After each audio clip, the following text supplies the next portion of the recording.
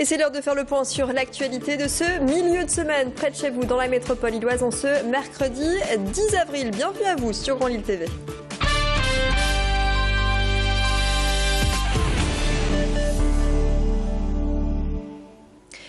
La polémique sur les tarifs SNCF entre Lille et Paris bat son plein. Le Conseil régional dénonce une politique tarifaire inégale et des billets de TGV entre Lille et Paris plus élevés que sur d'autres lignes de province, 2 fois plus chers selon nos élus. Une injustice pour le président du Conseil régional, Daniel Percheron, qui s'est exprimé sur le sujet en début de semaine. Je vous propose d'écouter. Comme le président semble avoir du mal à trancher en notre faveur, nous allons demander aux tribunaux de trancher à la justice. C'est à la mode dans notre pays. Et puis nous allons demander au Conseil constitutionnel aussi. Parce que on paye l'électricité le même prix que les Marseillais. On paye le timbre-poste le même prix que les Lyonnais. Et on paye le TGV 2 fois plus cher que les Marseillais et les Lyonnais. Bref, il faut que la République mette un peu d'ordre dans ses tarifs. Et ce vendredi, le Conseil régional votera sur l'opportunité d'une nouvelle action en justice contre les tarifs pratiqués par la SNCF entre Lille et Paris. La région avait déjà saisi le Conseil d'État en 2011, mais avait été déboutée.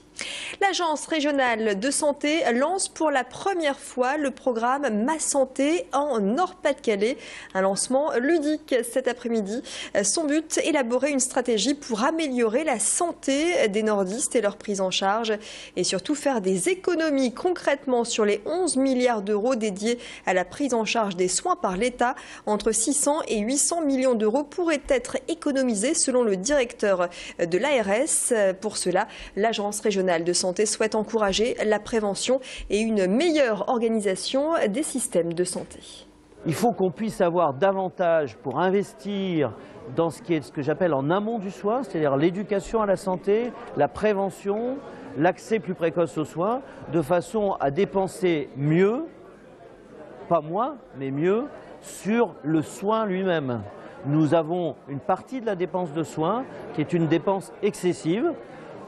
Pas tant que ça dans la région, mais c'est vrai aussi. Je vais prendre un seul exemple. Nous continuons à dépenser beaucoup trop pour des antibiotiques qui non seulement ne servent à rien, mais qui en même temps conduisent à développer des antibiorésistances et donc sont à l'origine d'un problème sanitaire qui est de plus en plus important. Cette dépense-là, il faut faire la chasse à cette dépense inutile. Jusqu'à dimanche, les films venus du monde entier sont à l'honneur au festival Cinémonde, festival international du film indépendant qui se tient à Lille. Cette année encore, le principe est inchangé, des films d'auteur et de qualité à des prix volontairement bas. Fil conducteur de cette 9e édition, la danse au cinéma. Des projections qui ont lieu en plusieurs endroits de Lille, les cinémas Majestic et l'Univers ou encore la gare Saint-Sauveur. Des projections accompagnées de débats et de tables rondes. Un festival créé de toutes pièces par des passionnés. On est un petit groupe de 4-5 passionnés qui travaillons tous pour la plupart dans le domaine du cinéma ou de l'image, qui avons décidé de monter il y a presque 10 ans un festival de long métrage ouvert sur le monde, ici à Lille. Ça veut dire de pouvoir partir à la recherche de cinématographie du monde entier, aussi bien de cinématographie contemporaine que de cinéma de patrimoine. Et vous trouverez tout le programme de ce festival Cinémonde sur www.fifilille.fr. Après Valenciennes en 2007, Béthune en 2011, c'est donc Dunkerque qui endosse le costume de capitale régionale de la culture. Jusqu'au 28 décembre, pas moins de 600 rendez-vous vous attendent. Parades, expos, concerts, inauguration d'équipements culturels. Suite de notre série de reportages sur le lac à l'occasion de cet événement incontournable. Le lac, c'est le lieu d'art et d'action contemporaine à Dunkerque. Après avoir découvert le musée et ses collections, faisons la connaissance de son fondateur. Le créateur du lac s'appelle Gilbert Delaine, autodidacte, passionné d'art et qui a su garder son âme d'enfant. Reportage Frédéric Regnault. Ici, c'est ma maison. Il n'y avait rien ici dans le temps. Si Gilbert Delaine se sent chez lui au lac, c'est que sans ce Dunkerquois d'adoption, le musée n'aurait peut-être jamais vu le jour. Je suis allé voir le maire de l'époque, Puis je lui ai dit, voilà, moi je donne ma collection à condition qu'on fasse un musée pour l'accueillir. Pourtant, rien ne prédestinait cet octogénaire, ancien ingénieur des ponts et chaussées, à devenir amateur d'art. J'attendais mon tour chez mon dentiste et puis j'ai vu une revue Galerie des Arts. J'ouvre, je suis tombé en arrêt devant une toile de Quinault. J'étais bouleversé, c'est une révélation pour moi.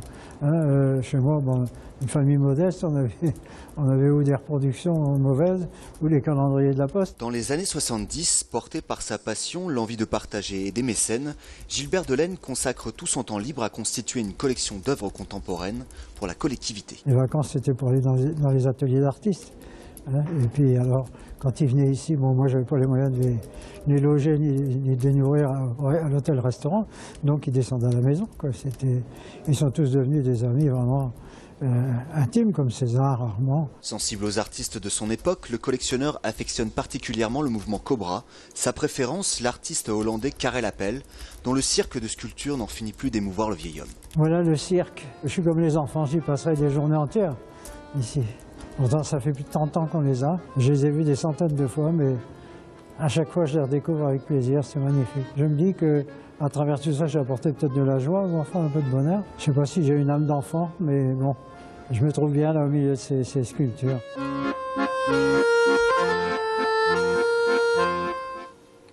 Et l'actu se poursuit sur Grand Lille TV. Restez avec nous.